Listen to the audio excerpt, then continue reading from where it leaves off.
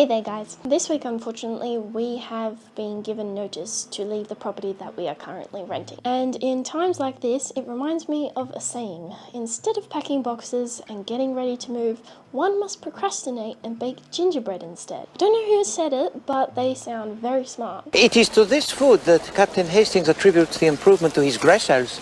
So today that's what we're going to do.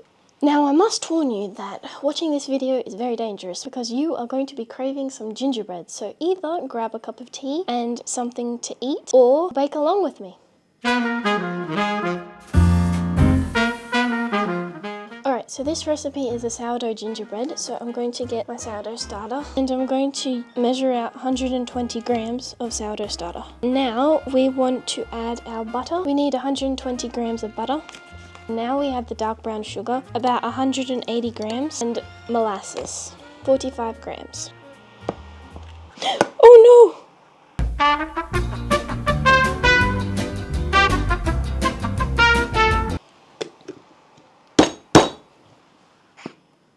Stupid thing.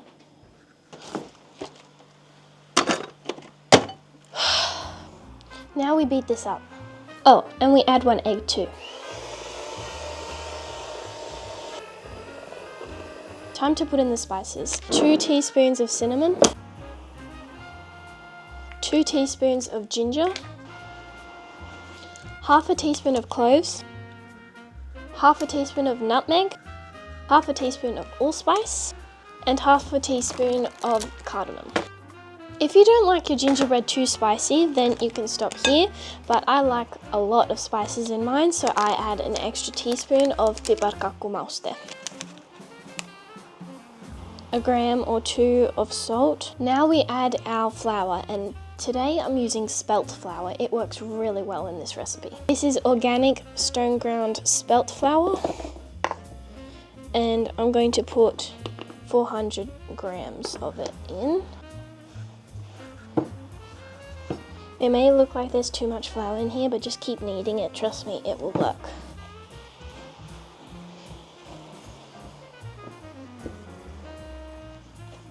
So this is how it should look like. Then we split it in half, roll it into a ball, and then flatten it into a disc. Then we put them in cling wrap and put them in the fridge to rest and ferment for about 4 hours, but best till next day. And you can also then put it in the freezer and take it out whenever you want to bake it, so there's no pressure to bake it.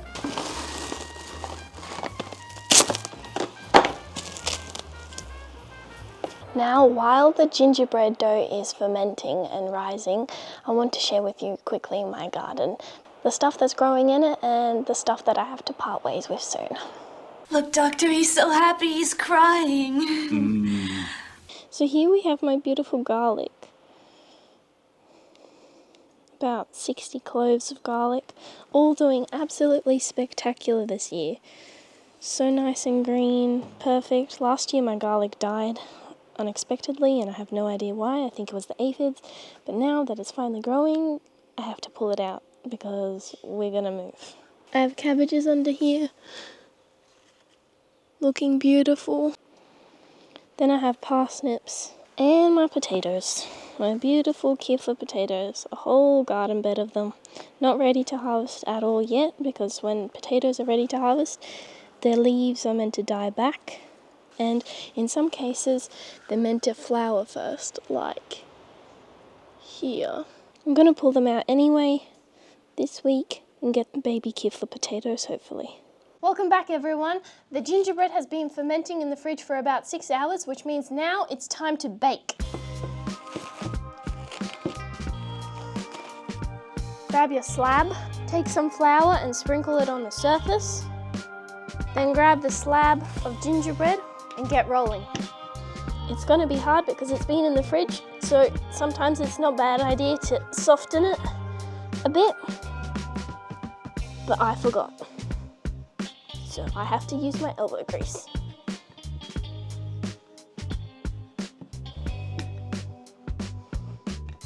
So yeah, if you have any sourdough recipes, sourdough discard recipes or just sourdough recipes, send them to me in the comments because I'm always curious about what you can do with sourdough. There's so much stuff. So this is starting to get, so it's actually 1 millimeter. Maybe I rolled it out. Aim for like 2 millimeters, that's pretty good. Now I've got my Moomin cutter, gingerbread cutter. I'm a dedicated Moomin fan.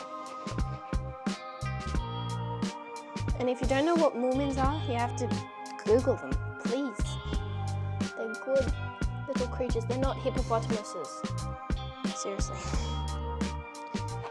So you want to heat up your oven to 160 degrees Celsius. I don't know what that is in Fahrenheit because I don't speak Fahrenheit, but you can make the conversions yourself, or I'll put that down below in the recipe. And they bake for about 10 to 15 minutes, so it's pretty quick.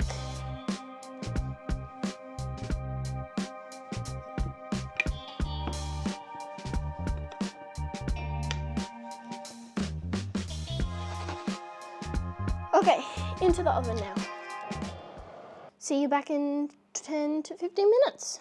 Thank you for getting to the end of my video. According to YouTube algorithm, you are special. But you can be even more special by liking, sharing, and subscribing to my channel. What if I put butter on this biscuit?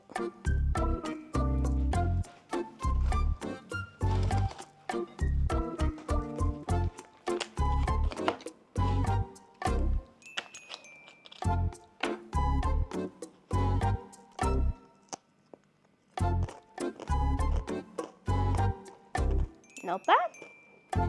Until next video, goodbye. You're still here? You're still here? It's over. It's over. Go home. Go. Go home. Go.